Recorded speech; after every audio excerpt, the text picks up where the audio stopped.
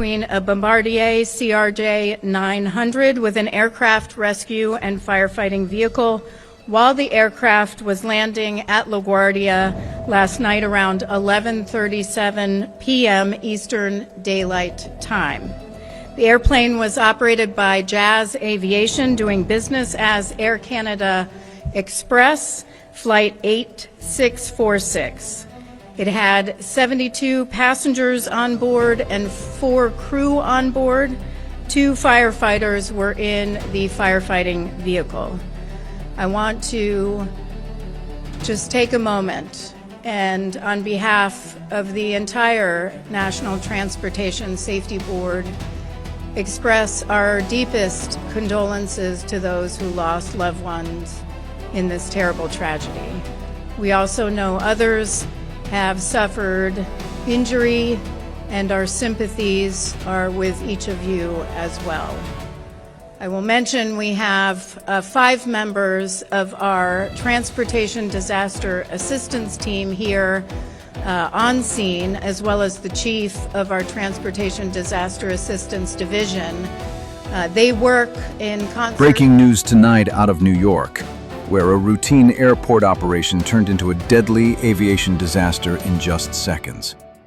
A passenger jet, a fire truck on the runway, and a series of decisions that are now under intense scrutiny. 2 pilots are dead, dozens injured, and one of America's busiest airports forced to shut down. So what exactly went wrong at LaGuardia? Let's break it down. Late on the night of March 22nd, just before midnight, an Air Canada Express flight was taxiing on the runway at LaGuardia Airport in New York City. On board were 72 passengers and 4 crew members. Everything appeared normal until suddenly, a fire rescue vehicle entered the same runway. Within moments, the aircraft collided with the truck. The impact was powerful enough to kill both pilots inside the cockpit. Dozens of passengers were injured, some seriously. And the question everyone is asking right now is simple. How does something like this even happen at a major U.S. airport? According to officials, the fire truck was not there by accident. It was responding to another emergency. A United Airlines aircraft had reported an unusual odor and had aborted its takeoff. Emergency responders were dispatched immediately, as per protocol. But somewhere between that response and the positioning of the Air Canada aircraft, something went terribly wrong. Air traffic control audio is now a critical piece of evidence. In recordings released shortly after the crash, you can hear the urgency in the controller's voice. "Stop, stop, stop! Truck 1, stop!" But it was too late. The truck had already entered runway 4. The aircraft was already moving, and within seconds, the 2 collided at a speed estimated around 24 miles per hour. Now, that might not sound extremely fast, but on a runway, with a large aircraft and a heavy emergency vehicle, even that speed is enough to cause catastrophic damage. Images from the scene show the nose of the aircraft severely damaged and tilted upward. Debris scattered across the runway. Emergency crews rushing in. 41 people were transported to hospitals. Many have since been released, but several remain in serious condition. Interestingly, the 2 firefighters inside the truck survived. They were injured, but their conditions are not considered life-threatening. But the biggest loss remains the 2 pilots. Officials describe them as young professionals early in their careers, individuals who left home expecting to return, but never did. And this is where the story shifts from just an aviation incident to something deeply human. Because behind every technical failure, there are real lives affected. Now let's talk about the airport itself. LaGuardia is one of the busiest airports in the United States. It handles hundreds of flights daily. It is considered well-staffed, with dozens of air traffic controllers on duty. So again, how did a fire truck and a passenger jet end up on the same runway at the same time? Initial reports suggest that the fire truck had been cleared to cross the runway. That clearance likely came from air traffic control. But seconds later, the controller realized the danger and tried to stop the vehicle. That moment is now under investigation. Was it miscommunication, human error, or something more complex involving multiple systems failing at once? One line from the audio stands out. "I messed up."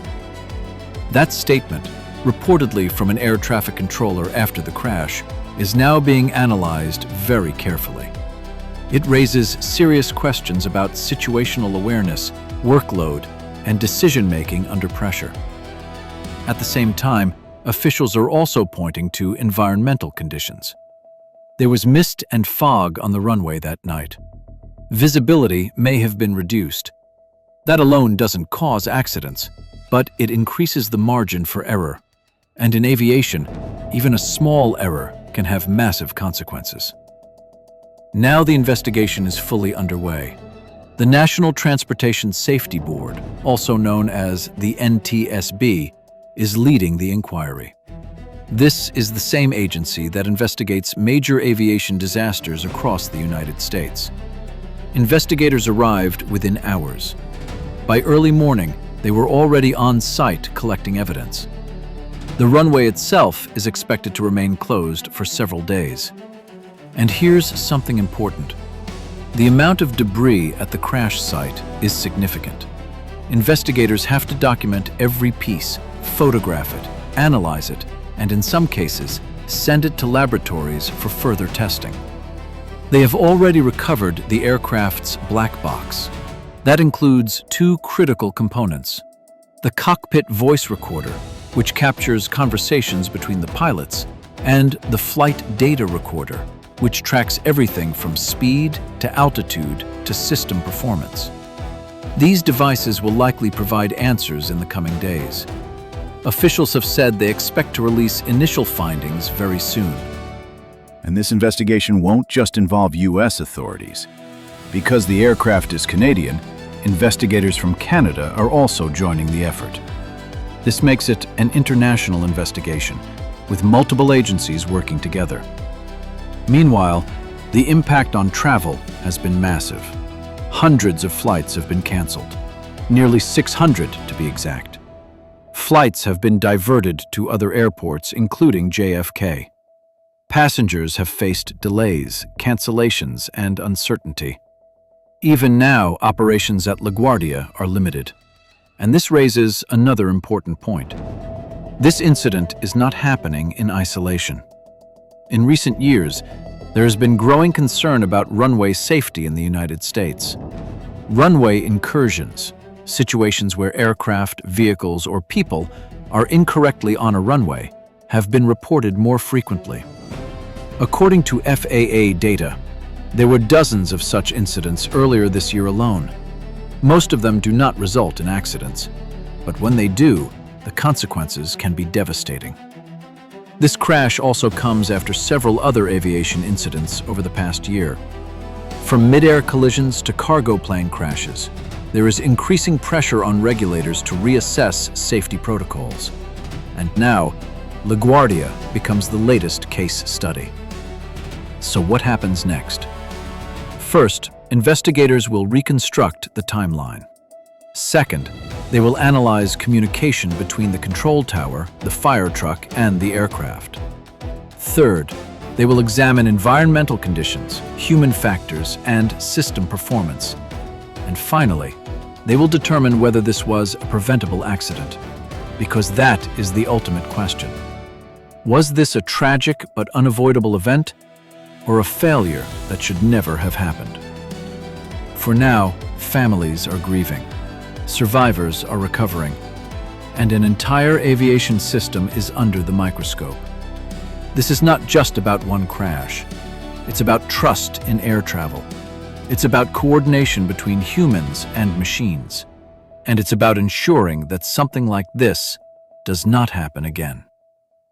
As more details emerge, we will continue to follow this story closely. Because in aviation, every incident teaches a lesson. And sometimes, Those lessons come at a very high cost.